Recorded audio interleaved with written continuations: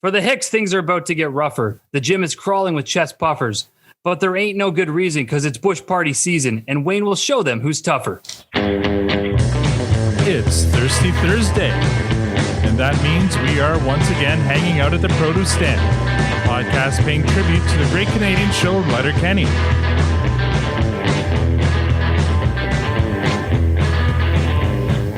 Now, I know what you're thinking. There are many other podcasts about Letterkenny out there, but this one is just between us girls. I'm Mal, your host, and joining me in the room, as always, is the lovely Tanya. And online, we have Squirrely Matt, the chest-puffing Victor. And joining us this week, he's a listener, a frequent contributor to our Twitter DM group, a patron of the podcast, and we know nothing about him, but we're about to learn more. Please join me in making some noise for Trace. Wondrous! Oh my god! Oh my god! Oh my god! Wait! Oh my god! I regret nothing. He even knew when to not to step in on the soundbite there. Welcome to the produce stand, Trace. Holy, I'm having a hard time already. It's one of those nights. Trace, where are you speaking to us from? I am in a little town called Olive Branch, Mississippi, which is right across the state line from Memphis, Tennessee. Mississippi, nice. And what do you do in Mississippi?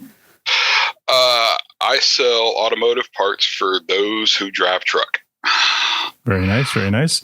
I mean, how's the weather there right now? How are things? It was 74 degrees today. I don't know what that is in Celsius. I apologize. It's warm enough. Actually, today it was around that here today. So no short weather here in Canada. No right complaints. Yeah, we had sun and it was pretty warm. So thank you for. I mean, you're here because you're a patron and we appreciate you. And you're our newest patron, so thank you. Where did you discover Letterkenny?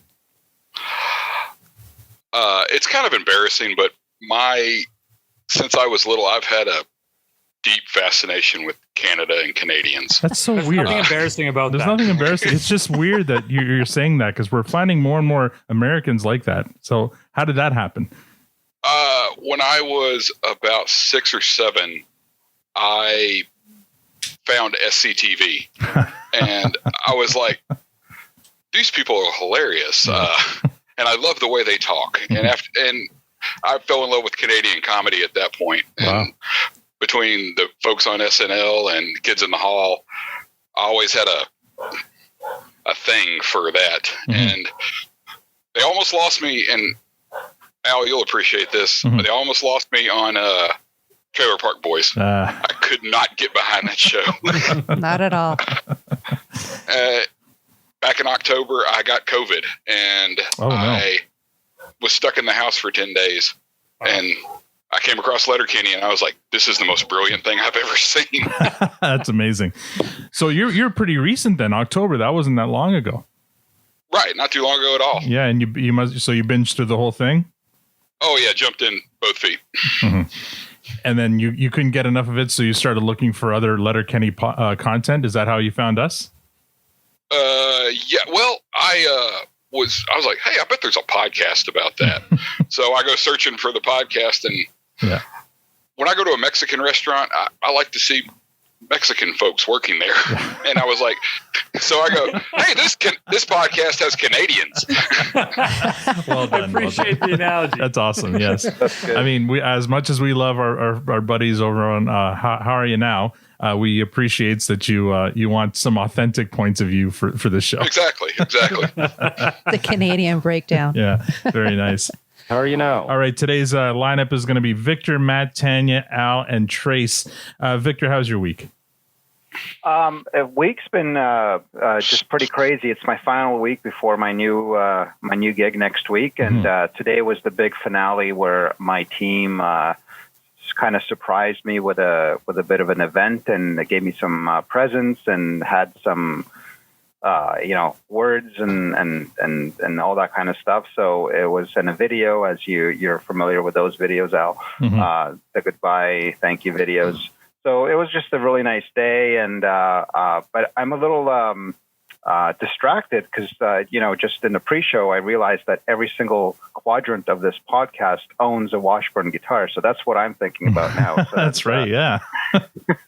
So that's, so I was a little distracted by that tidbit of fun info. So they made a video for you. That's great. They didn't make one for me. You know why they didn't make one for me? Because the guy who usually makes them was me. No, for sure. And it was like, it was this nice lady that she's the one that put the video together. Nobody even knew that she had that talent. Wow. She's an administrator, and like, it was very, very touching. I was surprised, and it was nice. So do you start the new gig right away next week, or do you have some time off?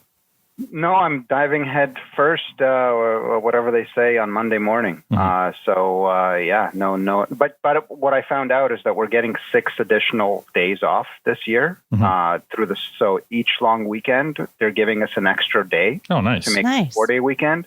And the weekend in July, like July 1st or whatever, we get to take an additional 3 days either before or after the weekend. So we're getting 6 days altogether. So lucky you. Yeah, and the 4-day weekend is coming up at the end of next week. So I'm going to get a little time to breathe after kind of being thrown into the fire next week. So nice. Yeah. Matt, how's your week? Been productive. We sold 4 bikes, so that was fun. Jeez. Still on that, are you? I've got 5 more in the garage. I'm picking up another one. The one I'm picking up tomorrow morning, I'm actually really excited about. It's like an old vintage fixed speed cruiser style, but it's in like great fucking condition. So and I'm getting that one for $50, and I'm just excited. It's funny. I've gotten to the point where I'm actually getting passionate about it. So I see these sun bikes, and I actually get excited to just get my hands on them and like give them a little ride, even though I'm going to turn them around, sell them the next day. But I don't know, it's been kind of fun. But that's been paying off way more than I know. You guys keep making fun of me for this shit, but we're doing quite well. Who knew there was a market for reusing? Well, there is now during the pandemic. Once the pandemic's over, the bubbles. No, even before that, there was a market for it. It's insane. It really is, and we're just capitalizing. So I'm okay with it. That's great. I built a shoe cabinet, or that's what I posted on the Twitter feed. It's a shoe rack for the wife, so it's in its final stages and just needs to be painted now, and that'll go in our hallway. It's the biggest damn shoe rack on the planet, but it'll hold. Did you have to disassemble it halfway through because you realized you built it around your leg? One time. You couldn't fit it through your door or something? Yeah. No, I was extra careful this time. No objects in its way. And then I resodded my lawn, or part of my lawn, or just a strip of the lawn. But either way, it felt productive. So yeah, it sounds like you had a very productive week. It went from the whole lawn to just like a section of it. Well, yeah, he's covering it with bikes. So aim high, right? Tanya, how was your week? Oh, it has not been a fun week. I ended up having a visit to the hospital. I ended up having an infection that I needed some antibiotics for and some attention.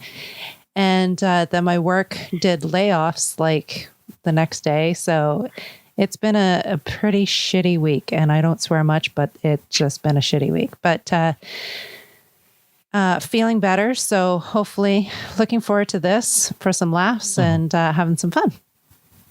Oh, that's great. I mean, not great about the layoffs, but so wait, did you miss the layoffs because you were in a hospital? Yeah, I know, right? No, it was 2 days apart from each other, but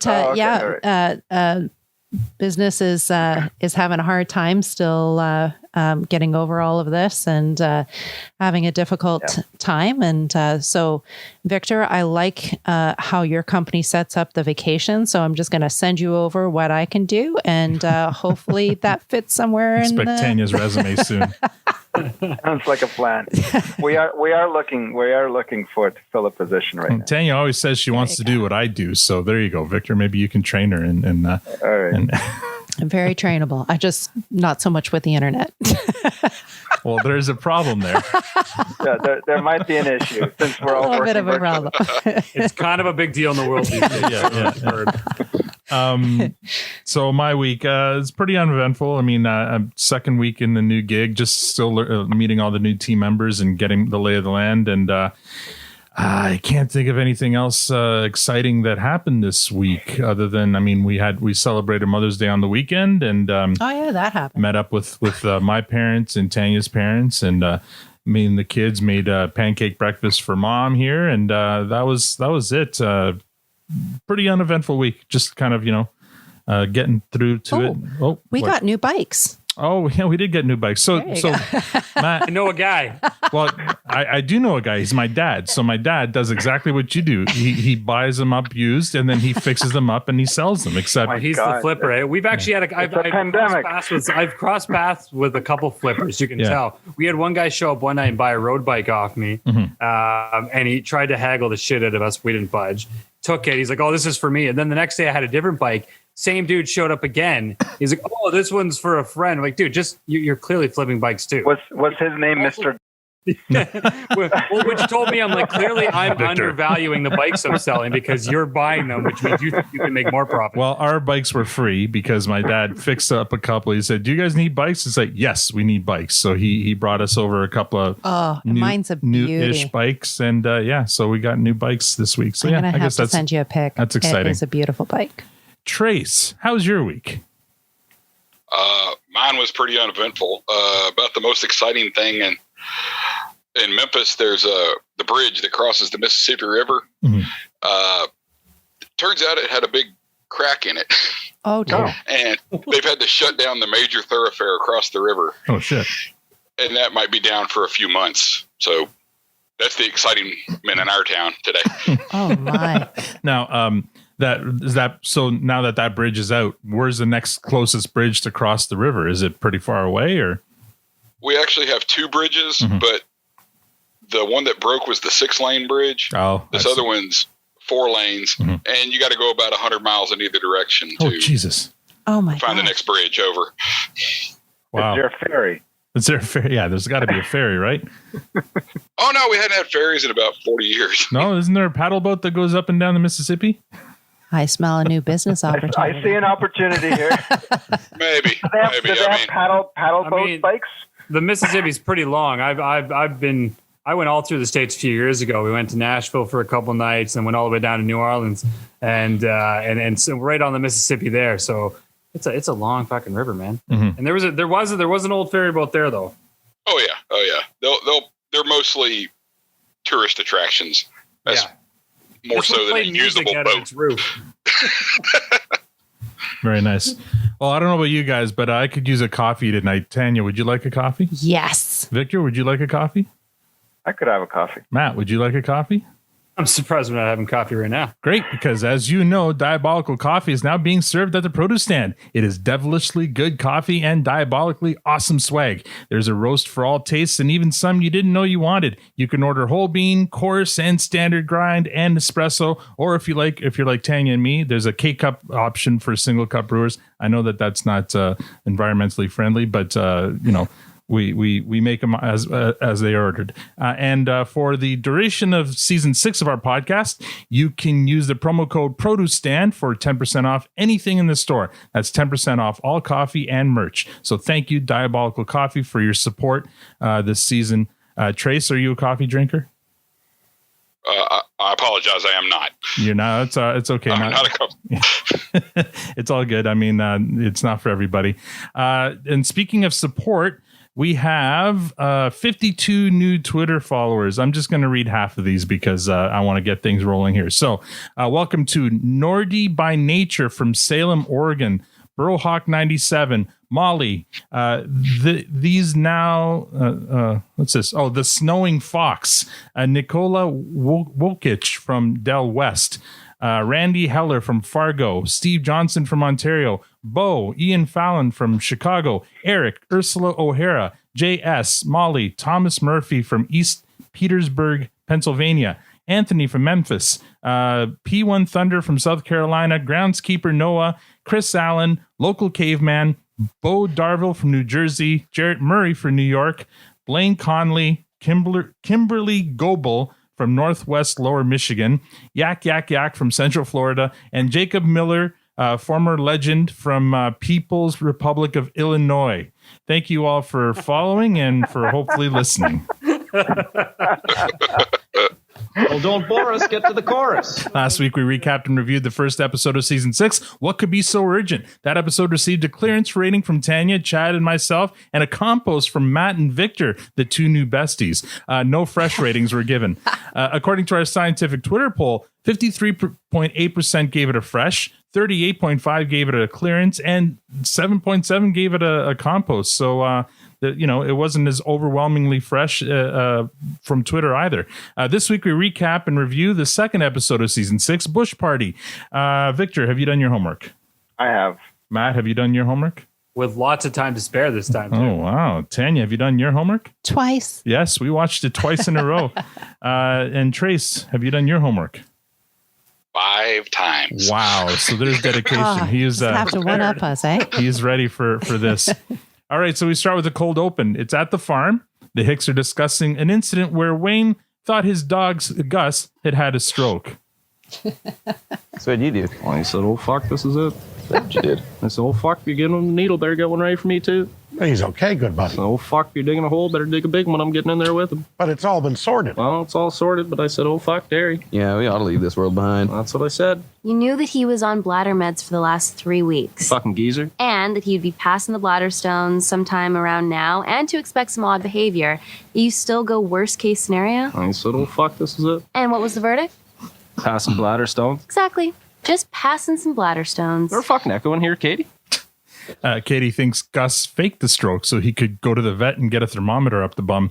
Wayne seems bothered by this notion. Look, if you're coming, you better come correct. Well, look how Stormy responds to a thermometer up the bum. Hates her life. No time for a knuckler there either, No time for a two-knuckler. There's no such thing as a 3-knuckler. which we've established. Cedo, too. Even the sight of a thermometer, send him scrambling. Yeah, God help the vet tries to throw a knuckler up Cito's bum. That might not get that one back. So what are you saying here, Katie? I'm saying that Gus is... Look, if you're coming, you better come correct. Gus is gay. Wayne disagrees. He goes back and forth with Katie. She asks him if he's ever seen Gus mount a female. Wayne says it's just because he's a gentleman. Katie goes on to remind Wayne that he's mounted countless males. Wayne retorts that Gus would mount the hot tailpipe of his quad. Katie asks Wayne, what if Gus is gay? What's the big deal? Wayne insists he doesn't care if Gus is gay. Katie asks the others. None of them care. Squirrely Dan tries to refer to something Professor Tricia had said to him, but is quickly cut off by Katie. Wayne reiterates that he doesn't care if Gus is gay. Just don't tell McMurray, because he gets weird about that stuff. He's fine with it. He just gets weird talking about it. Katie asks him to elaborate. So the Hicks go on to imitate McMurray on the topic of being gay. I ain't one of you, but you's got your street, you's got your day, and from what I'm told, you's are here to stay. Just keep it away from me, because I ain't one of you. LOL. You know why? I don't really care. I mean, I don't like being told what to do myself there either. You's got your street, you's got your day. Oh, boy, do I love my wife, and boy, she loves me. From what I'm told, you's are here to stay.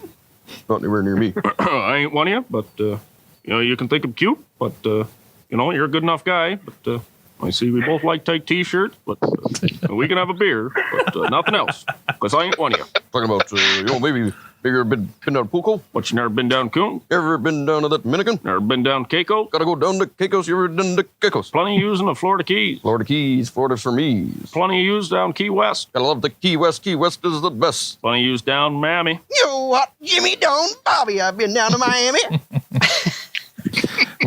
Wayne goes on to say, I guess he does always spring that red rocket when he's up in your lap. So that wasn't the cards. And we cut to the theme. All right. That's the cold open. Victor, what did you think of that?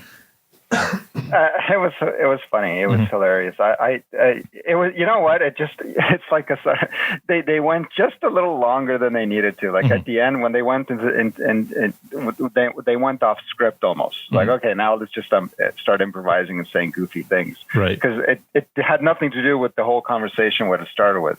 So I felt like if they kind of finished 15 seconds earlier, it would have been perfect. It was just dragged on a little long where I started wondering, okay, where's this going? What's going on now? They got carried away with their McMurray impression. A little carried away with McMurray. So if they cut it 15 seconds short, it would have been perfect. Matt, what'd you think? I'm going to say this was honestly one of my favorite cold opens. Really? I fucking loved it. Like from the initial topic and and Wayne being sort of emotional mess, sort of flip-flopping between whether he was fully supportive to call him a fucking geezer, and like he was all over the map there and super passionate about, especially when they started challenging his sexuality and like how he reacted. I mean, it was just, that all made me laugh. And then right into the McMurray thing, I thought it was so spot on. I could picture McMurray doing that whole thing, tight t-shirts lying, going back and forth. And Victor, I hear you where they may have dragged on too long, but I've said this before where there's a few scenes where they've done it perfectly where and I literally was like crying, laughing from start to finish with one small gap. And this is why I loved it, because I laughed and then I started to go, okay, this is getting old. And then they kept going and it pulled me back in and I started like dying again. And I'm like, that was such a fantastic scene. So this hands down was one of my favorite cold opens of the entire series. Wow. High praise. Tanya, what do you think? I absolutely agree with Matt. It is like, wow. It is absolutely my number one cold open. It was so great from the beginning of it, the whole, this is it with Wayne and Gus, and just kept on saying, this is it. And you better dig a deeper, like it was so funny. The three knuckler callback. It was just the Professor Trish, when Katie shut Squirrely Dan down. It was just, there were so many, and it just kept on going, and it was just one after another, and it was all just gold. Okay, wow. High praise from Matt and Tanya. I enjoyed it. It was a fun cold open. It wasn't one of my favorites. Really? It was in maybe a top 10. I don't even know if I'd go that far, but it was good. Like, it was a solid cold open. There was nothing wrong with it. Victor, they did go long, but I think what they did was they went from making fun of McMurray talking about gay to just making fun of McMurray in general, like talking about McMinnigan and talking about Poco and stuff, right? So I get it. Yeah. And I guess they had a lot of gold and a lot of fun making so fun easy to poke fun of it. Yeah. So, it was just fine. You could have been a little shorter maybe. So I agree with you there, Victor. But it was just okay. Trace, what do you think? I thought it was probably in my top 5 cold opens of all time. Wow. As someone currently dealing with a kidney stone, I feel Gus's pain. Ooh. It's a hoot. Like currently? Oh. Like, are you passing one right now? Do you need to leave? Just breathe through it, buddy. Yeah, not yet, because that's dedication, man. I tell you, like, we appreciate you being here, but by all means, go. But I'm with Tanya on that one. Katie is so hyper aggressive to Dan. Oh yeah. He gets to talking about Professor Tricia, and I'm like, wow, there's some pent up frustration there about something. Yeah, she shut him down pretty aggressively there. But I like the way they pivoted from Gus being gay to McMurray, and it just turns into the stream of consciousness of McMurray, and it's like, wow, this is hypnotic. Yeah. But it was hilarious. I thought it was great. My favorite little line that they were doing when they were making fun of McMurray was when you say, I see you enjoy tight shirts just like I do, but it's... I'm not one of you. I'm not one of you. Yeah. It's really funny.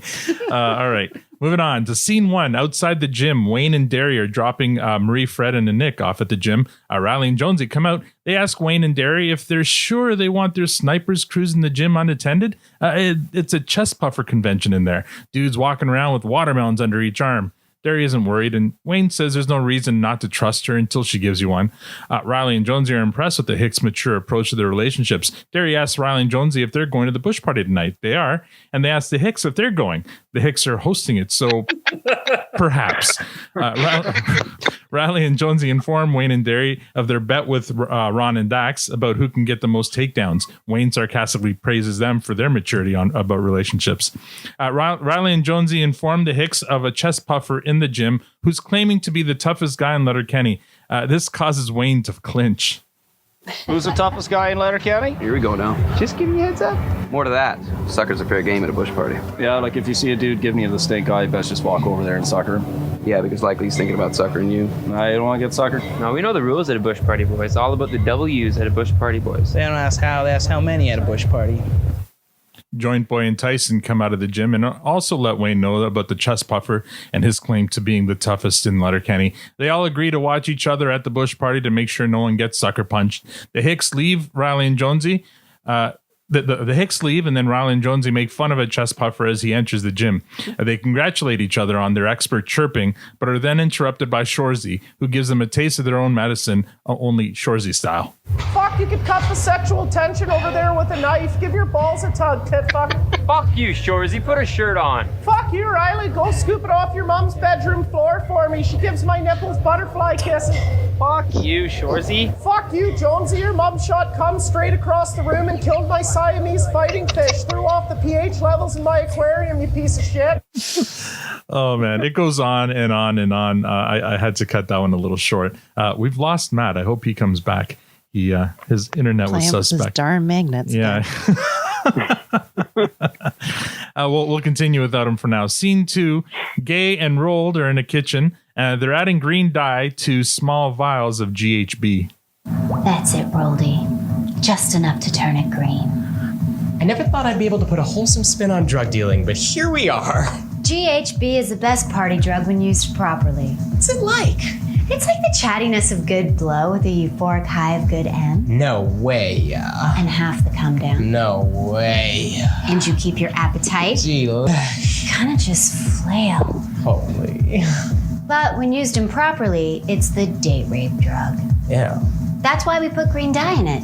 In case some financial district chotch with contentious intentions tries to slip it in some girl's drink, she'll know. Rold would love to try it, but Gay says she likes sober Rold and he likes sober Gay. So it seems like they've gone clean.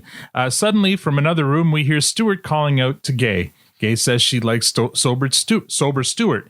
So she goes over to the bedroom. In it, we see Stuart tied to the bed. Gay joins him. A little production note here. When you see Stuart, he's actually gagged. So the fact that he called out to her seems impossible. Yeah, I don't know whether you guys had noticed that, but I don't know if it's like just loosely gagged, but when she pulls back the drapes, he's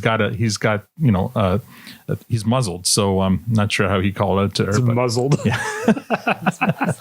Scene 3, Nick and Marie Fred are at the gym on exercise bikes. A couple of chest puffers see them and approach them, but they quickly get turned away by Marie Fred and Nick.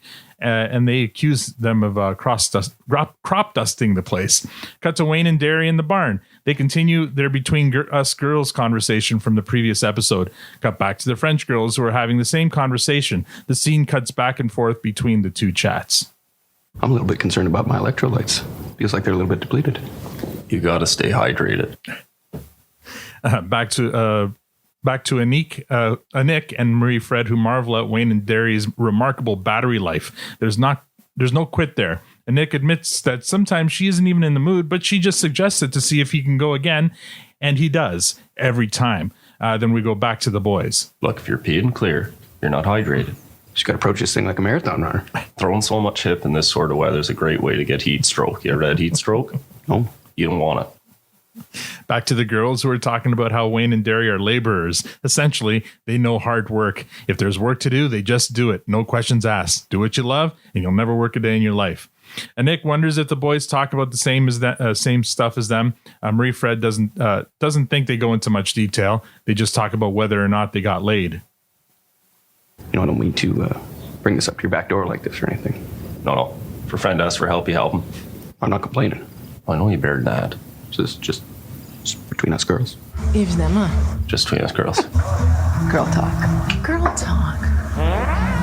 Whoever did that, that's fucking Timbits hockey. That's Saturday morning type skills camp. Hey, nice butt. Let's get some fucking bubble tea. I love him. He switches gears so quickly. Nice butt. Let's get some bubble tea. Scene 4, Rold, Stuart, and Gay are at the nightclub. A group of women approach a guy by the bar. They notice their drinks have turned green. They give the guy shit because he told them he'd watch their drinks. He insists he did, but the green evidence clearly shows that he didn't. Why are they green? Because someone put G in them. G's not green. Yes, it is. No, it isn't. Yes, it is. And you shouldn't sell that stuff anymore. It's not safe. It's not supposed to be safe. It's drugs. Doesn't matter anyway. No one will buy it from you that way. Let's go find who's selling the green stuff. Whoa, what? Somebody else is selling it here? Yeah, and keeping us safe. some vigilante shit. And when a girl asks you to watch her drink, watch her fucking drink. Fucking idiots. The women leave the dealers arguing with each other. Stuart, Rold, and Gay watch from a distance. Scene 5, in the farmhouse kitchen, the Hicks, along with Joint Boy and Tyson, prepare for the bush party. Wayne gets a call to inform him that the chest puffer is coming. Scene 6, at the bush party, the party is in full swing. The Hicks make their entrance. Almost immediately, someone goes to sucker punch Wayne, but Tyson intercepts. Someone comes at him from behind, but Joint Boy takes care of him. Cut to a group of young Mennonites, 2 males and 2 females looking very out of place in their traditional clothing. They disappear into the bush and moments later reappear in more secular dress. The girls are immediately approached by Riley and Jonesy, and the boys are approached by Ron and Dax. Marie Fred notices this and asks what's happening. What's going on there? Takedowns. By the looks of it. No, with the Amish girls. No, they're not Amish. They're Mennonite. What's the difference? Mennonites can use cars and electricity. Amish can't. Mennonappers. Mennonite riders. Schmellies. They're in this period of their life called Rumspringa where they can just carry on like the rest of us for a while. Call us the English. Yeah, we're the English world. We've been called worse. They can go to parties and be shitheads without any consequence from their parents. They can still go home and have a bed to sleep in no matter what. Why just let them go be shitheads? Well, it's to help them decide whether or not they want to stay in the English world permanently or go back to the Mennonite world and be with their families. What's in the Mennonite world? Whole lot of children. Great pride and community. Generations and generations of inbreedings. How many stay in the English world? Few. But some do? Nope. Some do. Katie says this just as the Mennonite girls disappear into the bush with Riley and Jonesy, and the guys disappear with Ron and Dax. Scene 7. Stuart, Rold, and Gay are dealing a bunch of the green G. Rold isn't being too subtle about it, though, so Stuart and Gay ask him to tone it down. Don't draw so much attention. Has our modus operandi escaped you? Our M.O. Fuck emo! Inconspicuous. I'm just spitting this. Fail your transaction. I'm down for transaction. Keep your dealings disclosed, lest we be made anonymous. Are you guys selling the green G? That's us. Oh, pleasure. This is some vigilante shit. Trace, you're going crazy there. Fuck emo. Yeah. Rold fails miserably at being covert. The other drug dealers see them dealing the green G. They don't look too pleased. Scene 8. Back at the bush party, Wayne's challenger finally approaches and challenges him. Production note, the challenger is played by Justin Howell. He's a stuntman who's worked on many of the Avengers films, including like Infinity War, Endgame, The Punisher, One-Eye Jacks, as well as many other films and television shows. So that's pretty. This guy's legit. Yeah, he's a big guy. Holy crap. Marie Fred cocks Wayne's arm and the fight begins. The challenger is much bigger and stronger than Wayne, and at first he gives Wayne some trouble, but Wayne fights back. Then a few bystanders try to step in to get some shots in at Wayne, but they're handled by Tyson and Joint Boy, and even Squirrely Dan and Derry step in, leaving Wayne and his challenger to finish the fight, which Wayne finally does. After knocking his opponent down, Wayne goes to help him, helps him up, pats him on the back, and they walk off together to have a drink, and we fade to black. All right. Now, before we get started with discussion here, I just want to remind you all we're going to do a new game tonight, and that we're all going to write down what we think Victor is going to say. All right. What Victor's going to give the MVP to. So while we're having this discussion, make sure you write it down at any point. Oh, I know what it is. After Victor gives his MVP, we're going to compare notes. Okay. Now, Victor, what did you think of this episode? No ratings, just your initial thoughts. I don't know. I'm conflicted with it, and I don't know because this is episode 2 of season 6, and episode 1 didn't kind of rise to kind of our expectations of our Letterkenny universe expectations. Right. And I'm not sure that this episode kind of set us back on track. Like that cold open was. I agree with all of you guys. Like it was just a killer open with some that ran a little long for me, but it didn't like after that it didn't get better. Like it didn't I can't think of a storyline that I was terribly intrigued by in it. There was definitely there was pockets of laughter. The whole thing with the skids. There was some funny bits there. There was funny bits all over the place, but there wasn't any one story that I was like super intrigued with. And I guess I'm not getting tired of it, but it's like that the big fight. We all knew how it was going to turn out, and there wasn't any real drama around it, just because it's kind of encapsulated inside one episode. It's not like, oh, this is going to be the big thing like in season 1, that there's new tough guy in town, and it kind of opened and closed with it, and we're never going to probably hear about it again. So anyway, so then my first impression is like I wasn't wowed. Okay, Matt, what did you think? I could not disagree more. Thank you. Yeah. I mean, we were completely aligned last week, Victor. This one, I think you're wrong. This one, okay. So again, how I feel about the cold open. I thought it's in my top for sure. It was amazing. I thought it was so well written. I thought it just played out so well. What I really loved about this episode, I mean, yes, beyond the cold open, I didn't laugh constantly. I thought the overall flow and the cadence of the episode worked really well. There was a lot and nothing going on all at the same time, if that makes any sense. But what was going on had my attention. So even the skid stuff I thought was great, because we only saw a glimpse in the first one, so we're like, what the hell's going on? So we got a little bit more of them. Like Tanya called it, lots of call outs in this episode. And there's times I get annoyed by the call outs because I feel like they're throwing them in just to throw them in, but they actually worked in this time. The Tween Us Girls thing cracks me up. So I thought the way they did that, they keep true to the French language on the one, bouncing back to Wayne and Derry on their side, and then throwing a little Shorzy on the side. It just, they're all there, and I loved it. And then, right at the end, we get our first glimpse of the Mennonites and where that's going, because I know there's lots more fun to come with that.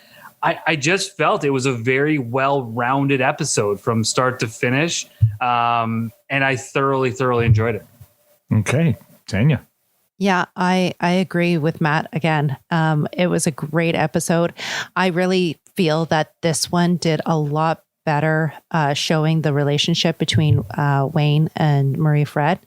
I loved their relationship and how they play off of each other, and the whole arm cocking the arm guns, and her going into the gym and him going into battle, and even how they took a drink and he passed the bottle to her, and there were so many little moments that they shared, even though the story wasn't about them. It just kind of showed another level to their relationship. I also want a survey for who references throwing hip. I have never heard that as a sex reference before, and I didn't know if that's just a me thing or is that an everybody thing. Okay, it'll be a Tanya survey this week. There you go. Throwing hip. I've never heard of it before. I've never heard of it either. But I love the reference. Like, it's not crude. It's not, having sex. It's not fucking. It's not. I like the reference. Wait, keep going. What other references are applicable in this situation?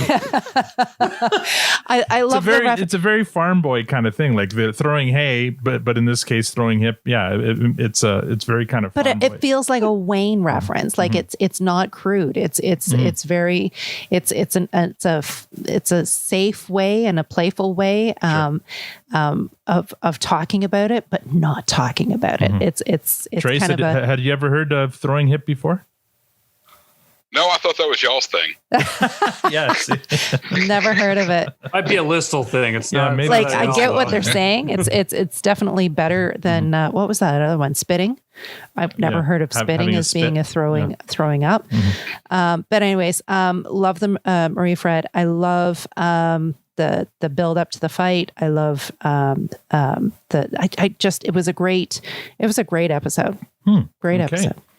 Let's see my thoughts. It was short. It was a really, really short episode, only 19 minutes. That's why we watched it back to back twice last night, because with and without captions on. It was a super short episode. So as much as the cold open to me was just, it was good. It was just okay. I think here's where we're going to get into where seasons 6, 7, and 8 have a different tone from seasons 3, 4, and 5, because I think this is where we start getting more continued storylines. Like this one here definitely picks up a story from the previous episode. Because they talk about the bush party in the previous episode. It definitely picks up the Wayne and Marie Fred relationship, and we see more relationship Wayne. So I told you guys this is going to be a different side of Wayne. We're going to see a lot more wide-eyed Wayne, and they're kind of cute to like really cute to a fault in terms of like cocking their guns and all that stuff. It's like just kind of sweet and sickeningly sweet kind of interactions between the two of them. So they seem perfect for each other. I'm surprised that, Victor, you don't think that there's much of a story here, because especially the Green G story, I think is a good story, and it's one that's going to continue. So, and I thought that's a really good story for storyline for the Skids, and we'll see where that goes. But I appreciated that. I appreciate the storyline of Marie, Fred, and Wayne. I think there's a lot of this episode is, even though it was short, was heavy on story. Maybe not as funny as other episodes, but definitely I think heavy on story and character development. Trace, what do you think? I thought it was a great episode, and I was in complete agreement with y'all last week that was not the way you start a season. Right. I love the cold open. The part at the gym I thought was hilarious, especially when they mentioned the toughest guy at Letterkenny and Wayne's butt just clenches. I thought that was hilarious. Good call. And Shorzy, who always works best in small doses, was a great small dose of Shorzy. Although it was a little longer dose than I would have liked. Hey, he wasn't on the toilet. It was all good. Yeah, fair enough. But he did rip his shot at the top of his pull up. And I really think that on this one, Rold is really coming into his own as a character on the show, and not just as seasoning, but as a actual character. I love him mishearing all the names. Oh yeah, that was hilarious. What they're saying to him. When it got to the bush party, that gave me a warm, fuzzy feeling, because in Mississippi we love finding a field, burning something, and drinking beer. It's our state sport. It's great, and I'm glad that they do that elsewhere. I love the stuff about the Mennonites, and fucking they run, Well, we're not there yet, but yes, that's I know, but I love that one. Yeah. And I mean, I love the part where, in this particular one, you really see, well, apparently Wayne, the only way he can show love is to preach hydration to people. Yeah. Because stay hydrated. Because that was a really, deep underneath it all, that was a really kind of touching scene between him and Derry, where you see their affection towards one another, and he was hammering home that hydration. It was, and that clear pee, that's smart thinking right there. Yeah. Treat it like a marathon. Yeah, exactly. The fighting, I don't get tired of it. I love a good slow-mo montage fight. It's great. And I also like the fact that when Wayne's fighting in protection of someone, he can be really into it. But when he's just defending the crown, there's no malice in it. It's just, I'm here to win, and I'm done. Yeah, and then I'll pick you up, and we'll go have a beer together. Exactly. Yeah. But at one point, I can't remember, y'all were talking about the way they throw the punches. Yeah, that's kind of being hot. Yeah, that was with Dennis. Dennis was telling us how his fighting is very much hockey style fighting. Right. But the one thing I've noticed on that, and because I've seen it 1,000 times, is when they throw like that, a lot of the times they're following with their elbow. Yeah. Oh yeah. And that's a quick way to end a fight. Yeah. If you can connect on that one. But otherwise, it's just, I thought it was a great episode. Mm-hmm. I thought it was a really, really good episode.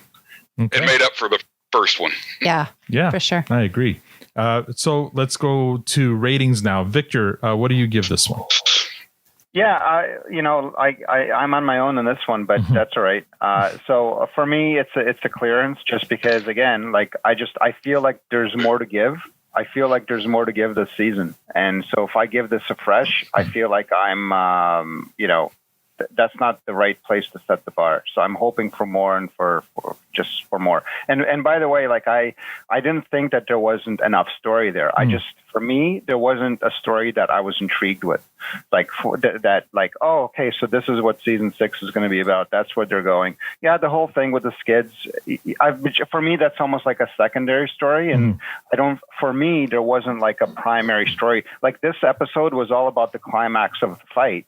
And I just kind of felt like, okay, been there, done that. What else is there? And that's, so I'm still kind of looking for that other thing this season. And so for that reason, I'm going to give it a clearance. Okay. It's been a while though, since the fight was about the toughest, the tough title, right? That's a callback to maybe season 2. Yeah, sure. Yeah. But you don't have to be an apologist for it. There's been plenty of other fights. Just take it and move on. Fine. Matt, what do you give this episode? I mean, it's obviously a fresh from my end. I feel that way. If you didn't know that was coming, you weren't listening. This episode, I'm with Trace. This was a great recovery, I'll call it, from the first episode. This actually would have been a better suited season kickoff for me. This was really good. There's so many, like, again, we touched on the callbacks. There was so many good references to all the great stuff they do. The fight scene, and I've been skeptical of some of the slow motion stuff in the past, but this one I thought was so well done. When I almost call it like a waltz through the party. Like they just kind of come in, they're lined up like a flying V. They come in, and Wayne doesn't even do anything right away, right? He's on his course. Joint Boy jumps in. They're all just picking people off while he keeps his course. Yeah, and it was so amazing to watch. I thought that scene, it got me the fuzzies. Like I think you said it too, Trace. It was such a great scene, and there's just so much good. The relationship Wayne part, I actually love relationship Wayne. The complete cuteness between him and like it's amazing. And I love the arm thing. I don't know. This is, if it's anything less than a fresh, I figured out. Like this is a good one. All right, hostilities have returned between the two besties from last week. All is right with the world. Back on track, guys. Tanya, what do you think? 100% agree with Matt. It's a fresh and everything, all points that he made. It was a great freaking show. I don't understand Victor's point, but to each his own. I just thought it was great. I loved even how the Skids, their storyline is changing and morphing into this other storyline. And I have no idea about the Mennonites. That's new storyline to me. I know you guys have watched further in, so apparently there's more to come for that. But that was an interesting addition to the show as well. And I look forward to it. This was definitely much, like 100% better than last week's. Okay. I mean, from my recollection, we're going to get way more story driven from now on. It's not going to be like the first 4-5 seasons, kind of episode to episode, a standalone. They could have been standalone. Like there were some threads going from one to another.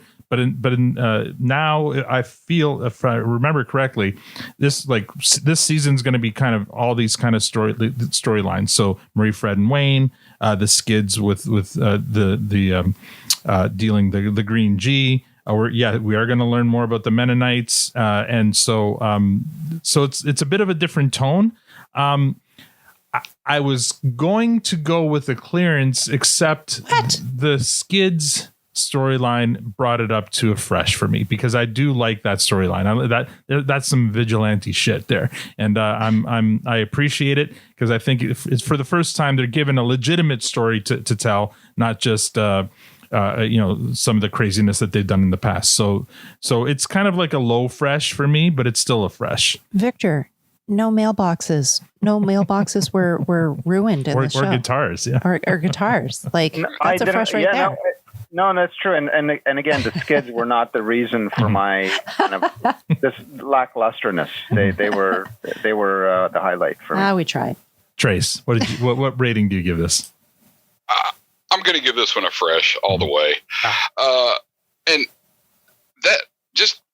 I'm standing alone on this hill apparently, but that arm cocking thing is so corny. It is. But yeah. It totally is. It 100% it's is. sickeningly sweet, right? Like it's a thing that they do. It's an endearment thing that they do. Right? In Letterkenny, the baddest, like no one can take him down, and they're doing this whole cock and gun thing. Like it is absolutely corny. It's corny, but it's corny in a sweet way. It's fucking adorable. Yeah, coming from like we joke that Wayne's only way of showing that he loves somebody is to talk about hydration, and the other way too is to comment or on how strong you look or how tough you are or whatever. Right? I think that's his way of that's his term of endearment for her. Instead of calling her honey or sweetheart, he cocks her arms all the time. When it's all said and done, I'm Team Rosie anyway, so yeah. I'm biased. But otherwise, I thought it was. I liked it because it was a good, solid episode, start to finish, and it didn't have a lot of holes in it. Mm-hmm. That's it. It's all day fresh for me. I mean, everybody was there, and we all love it when they're grouped more together than normal, but it was an absolute fresh. Yeah, still no Glenn, but yeah, or Tanis yet. So, but you're right. I'm a fan too of when the whole cast gets together, and there was a big portion of the cast represented here. All right, let's move on to top fives. Victor, we're going to start with you. I take it this isn't moving anything off your top five. No, not this week. How about you, Matt? Do you need a reminder? No. I actually was so excited about this one. I did take a look. I'm going to knock off the talent show, and I'm going to put this in its place. Really? Oh, wow. No. Yeah, way. this one. No way. I genuinely enjoyed this episode. Huh. It just made me happy. Talent show was so much better. Yeah, I agree with Victor on that one. Yeah, talent show was. We're clearly disconnected on this episode. Yeah, no. Tanya, how about your top five? I'm gonna knock off. Fart book. Oh, shut the hell! Come on, up, you can do man. it, Tanya. This is the one. Way to a man's heart. Oh, okay, so this becomes your number five too. All right. It's spiteful now, and it's got to stop. Oh, well, I think she's leaving it so that Steven, because I think Steven called it. He's going to get her to knock Fart Book off with his episode. Looking at my top five, and this doesn't knock anything off. It doesn't make my top five. It's a solid episode, but it's not one of the best. Trace, I don't expect you to give us your top five, but maybe talk about some of your favorite episodes that we've already covered. I did my top five. Oh, all right. Give it to us then. I love how prepared you are. I know. This is great. That. Yeah. Yeah, I got my notebook and everything. Perfect. My number five is Super Soft Birthday. Oh, yeah. That's my number four is Finding a Stud for Stormy. Oh, cool. My number three is Letterkenny Talent Show. Nice. And number two is Les Hicks. And my number one is Baki Biche. Really? Oh, interesting. I love that. That was a good one. It's one of the absolute best shows I've ever seen. You like that fight scene at the end, did you? Well, the cinematography alone was like, this is not normal TV. Yeah. This is like really and well thought out and great non-verbal acting. Yeah, so that one I think was the first one written by Jonathan Torrens. So, I love that man. Well, you're a fan of Canadian comedy, then you Yeah. have to love Jonathan Torrance. Yeah, I guess so. Did you ever watch Street Sense when you were going through your Canadian binging? I have not. I've seen a couple of clips of like Jonavision on YouTube and stuff, but not hinting any forward. But some of my favorite episodes I've later found out he wrote. Yeah. There's definitely a different tone when he writes, and for sure. You're right. Bucky Beach has a very different tone from many of the others, and you can probably attribute to his scripting. Wasn't he also on the? Oh yeah, that song is the best. That song was killer. Wasn't he also on Trailer Park Boys? He was J-Rock, right? Yeah, that's right. Not enough to save it for me. All right, here we go. We're at the Postage.store MVP. Victor, you get to go first. Who was your MVP for this episode? Oh no, don't we get to say? After. How that's why I asked you guys to write it down. Okay, So Victor, give us your MVP, and then we're going to compare notes. Okay, my MVP do we win something? definitely. Oh, you win bragging rights. Okay. All right. So my MVP for this episode was the part that I thought was the funniest and definitely highlight for me, and that would be the McMurray. But not McMurray. Wayne acting as McMurray. So Wayne as McMurray. Yeah, Wayne as McMurray. Yes. Okay. All right. Not Wayne. No, I get it. Yes. So Wayne as McMurray is your MVP for this episode. All right. So before we all give our MVPs, Matt, who did you think Victor was going to say? Well, I got it wrong, and I'll refer. I mean, I put what I thought and what I put as MVP as well. Okay, so give us your MVP. So I actually went outside. I'm like, okay, I got to think like Victor. I got to think outside the box here, and I gave the MVP to the Green G in this one. Oh, right. Oh, interesting. Keeping drug use safe in the state. Keeping the ladies safe. I thought that was heroic, and I mean, not that I fully condone drug use. Depends on what it is, but.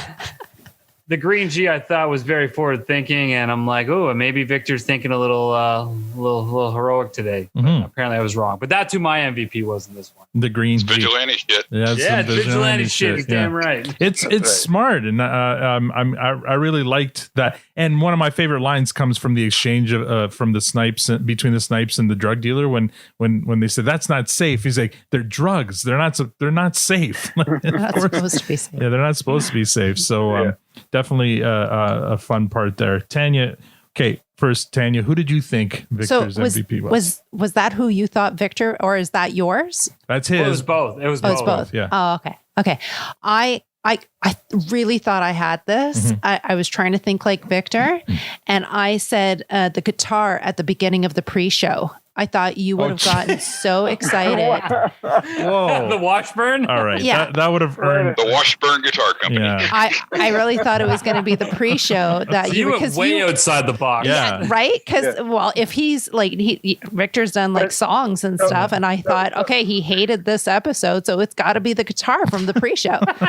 So Tanya, if the game was who's the MVP of our podcast, you would have been correct. But that's not the game. I went too far outside the box. Yeah, way outside the box. Wow. All right. Who is your MVP? I'm gonna say, oh my God, that is hard. Still thinking about it? I'm gonna say, well, because I was thinking too much about you. Okay. Distracted by the V. I'm gonna say, Marie Fred. Okay. Marie Fred. Yeah. That's fair. So I think I may have come closest to guessing Victor's MVP. I thought because you had said your favorite part was in the cold open when they were making fun of McMurray, but I guessed that it was Derry as McMurray, not Wayne as McMurray. So I was like, this close. Hit the goalpost. to getting it right. And I hit the goalpost. That's right. So. No. This is a fun game. Yeah, I like it. Good idea. All right. We're going to do this for everyone. So my MVP was Rolled. Rolled was a lot of fun in this one, especially that exchange when he couldn't hear when he was misinterpreting everything they were saying in the club. That was a lot of fun. That's me. Transaction. Yeah, I'm in for some transaction. Yeah, it was a lot of fun. Fuck emo. So yeah, Rolled was definitely the funniest part of this episode. Trace, who is your MVP? Ever since y'all started doing the MVP thing, Mm-hmm. I've gotten to the point where I'm like, what's Victor gonna pick? Right? So this is a game outside the I mean, because he usually goes so far outside the box, but I'm like, and I always guess wrong. Right. So I just went for I picked Katie because it's one I didn't think he would pick. And I figured that would be the one he did pick. I'm trying to think what Katie did in this episode. Not a whole. She yelled at Squirrely Dan for bringing up Professor Tricia. So yeah, there's that. So that's who you thought Victor would pick? I thought Victor. I mean, only because anything that I thought he might pick, I always pick wrong. Mm-hmm. So I was like, well, Katie then. Okay. Process of elimination. Yeah, We'll get yeah, I mean, Really. it's a pretty safe bet when you're trying to think like Victor to think the opposite of Norm. So that was a good that was a safe bet there. When he picked the song in Baka Beach, I was like, I'm never guessing what this man is going to pick. Now, Victor, don't take that as a challenge either, like to really throw us off every time. No, like if I feel like it's just if that there was an actual actor that deserved to be an MVP, I'll go for it. I'm not trying to be difficult for the sake of being difficult. No, that's awesome. So, Trace, who was your MVP? I feel bad now. My MVP was Shorzy. Oh my God. I watched this episode 5 times, and every time he does the yeah. That's right. I bust out laughing. It didn't get old, and I was like, that was awesome. You're not wrong. That part was amazing. I love how he said that the mom killed his fish. Yeah, throwing off the pH balance and Throwing off the pH balance. Papa surprise visit on his great aunt. All right, fair enough. Shorzy, he's as good as an MVP as He was any. my second. Yeah. He was funny. All right, cool. Let's move on to some listener comments. We got a couple here from last week. Great show. Everyone's analysis was really spot on. That's from our buddy Jason C. That's talking about our analysis on last week's show. So that episode really isn't a favorite for many people. Adrian says, you guys have built an incredibly cool community. That's what I appreciate about you. Thank you, Adrian. That's what we appreciate about you too. And looking forward to having you on soon. I don't know when it is, but soon you're coming on. So can't wait for that. And yeah, do we have any, and just news. There's no Letterkenny news that I have here, but I just want to say we're starting to see pictures and posts of folks who are wearing new produce stand swag, and we really appreciate that. That's it's amazing so to cool, see. man. Yeah. So that stuff looks great. It does. It really looks awesome. I loved the pillow. Who did the pillow? That was such a... I think that was Adrian. Yeah, Adrian had the pillow. Yeah. Ordered the pillow. God. It turned out really good. pillow. I got a bunch of stuff too in the mail. I got a sticker. I got a pin. I just wanted to see some like the quality of the stuff. I got a mug, and I'm still waiting on my T-shirt. So I've made some adjustments because I found that the pin was a little off. So anyway, I've made some adjustments to the store, so hopefully those things will come up better. The T-shirt, I can't wait for my T-shirt. But thank you all for sharing and modeling the merchandise. We really appreciate it, and spreading the word. Thank you all for that. Victor, what are your final closing comments here? I know you guys love the episode. I want a better episode next week. So I'm holding out. I'm going to keep holding out, and I know better things are to come. Trace, you were awesome on this episode. I loved your analysis, and I just thought you were just an awesome addition and just very, very natural fit with us. So thank you. Just thanks for coming on. Matt. Yeah, I mean, I'll leave with the same. Trace, welcome, man. It was so fun having you here. You're such a blast and such a natural with the show. And you brought it. You came with the whole goddamn notebook. And I think that's more than what most of us come with. So you got one up on us. So good for you. That's it. I do want to give a quick shout out. And so thanks to, so I know last week I put a little ask out there to anyone who was willing and able and wanting to support my brother who's doing a 100-kilometer ride for cancer later this year. The only thing I asked is anyone who was willing or wanting to donate was they did some Letterkenny shout outs. So you didn't disappoint. There were 4 donations that came in, a couple from the show and a couple from the listeners. And they made me laugh so hard. So I know the morning after, I know our buddy Chad kicked it off and he gave a nice little donation to my brother with a Give Your Balls a Tug reference. My brother messaged me that morning, goes, dude, I think some of your listeners might be donating. And I said, why? And he sent me a screenshot of that. And I was crying. I'm like, that's amazing. So that was so good. You know, I know, Al, you made a donation. You said you're doing your parts for cancers. And that's what I appreciate about you. Perfect. We had Adrian, I think, made one as well. Eyelash Make-A-Wish, which I thought was super specific, but I loved it. He said, I wish you weren't so fucking awkward, bud. So I love that these are all appearing on a donation page for a cancer ride. This is the best. And my brother loves it too. He's dying. This is the best thing I've ever heard. And then I will make a special shout out. I know, Victor, when you put your donation, you put Pitter Patter, of course, a great reference. And then I got a text from my brother that said, bro, my heart feels good. And he was so genuine about it because, everyone experiences, and I'm sure everyone's been impacted by cancer in some way. It's a terrible, terrible thing. I know our family's been hit a few times the hard way. So he was just so blown away by the immediate response. So thank you, everyone who donated or shared or retweeted what I put out there. If you want, it's still a ways out till his ride. Feel free to reach out, or I'll repost every once in a while. I'm not going to mention every week, but I'll repost once in a while. And I think we're actually going to have my brother on later this summer before his ride. But yeah, thank you. Awesome. Yes. Thanks all for everyone who supported Matt's brother on this one. Tanya, your final comments? Thank you so much, Trace, for coming out. It was awesome having you here. Alan, I think we need another sound clip for like when Victor lets us down and we don't get a unicorn. I think we need like a horse maybe sound. Like we almost got there. But yeah. Or I got this one new from this episode. Look, if you're coming, you better come correct. Well played. I like that one. I just don't want to let down our guests, like they come with the fresh, they're ready for us and then we let them down. So I think there should be a soundbite for that. So thank you so much. And great laughs tonight. Thanks guys. Yeah. Same as everyone. Trace, thanks for joining us tonight. I know you said you're a little nervous.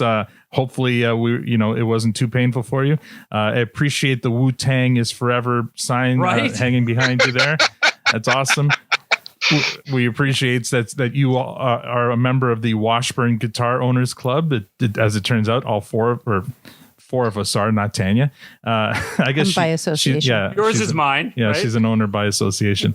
You did a great job, buddy. And we'll have you back on again for a future episode when an opening exists. So let me know if there's one in particular that you might want to join us for. Sure. Do you have any final comments?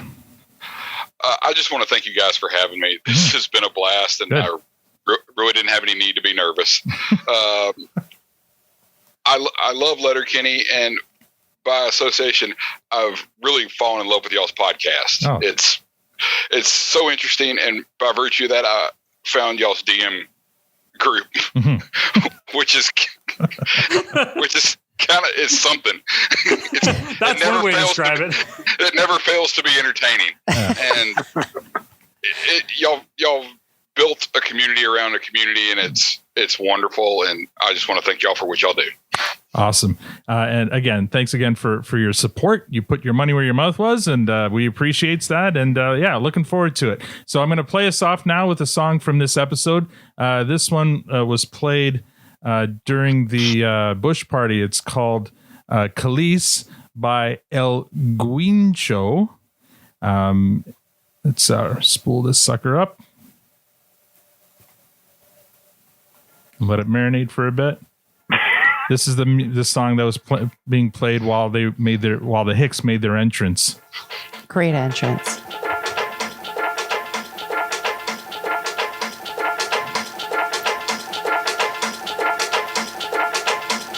Got a bit of a. What is this? Is this samba? Sounds like samba. I think this is samba. It's a Brazilian vibe. And that's all we have for this episode. Next week, we recap and review episode 3 of season 6, The City, with our guest, Adrian. So he is up next week. So we're looking forward to that. Don't forget to give our new sponsor, Diabolical Coffee, some love. They're at diabolicalcoffee.com. Right now, you can use the promo code ProduceStand for 10% off any purchase from their site. If you'd like to support our podcast, rate us on iTunes or become a patron. There's a Patreon link on our site or Twitter profile at ProduceStandPod. We're also on Facebook and Instagram at ProduceStandPod. Thanks for joining us. Now we're going to go to a bush party because, well, 'tis the season. On behalf of Trace, Matt, Victor, Tanya, and myself, thank you for listening and have a great week.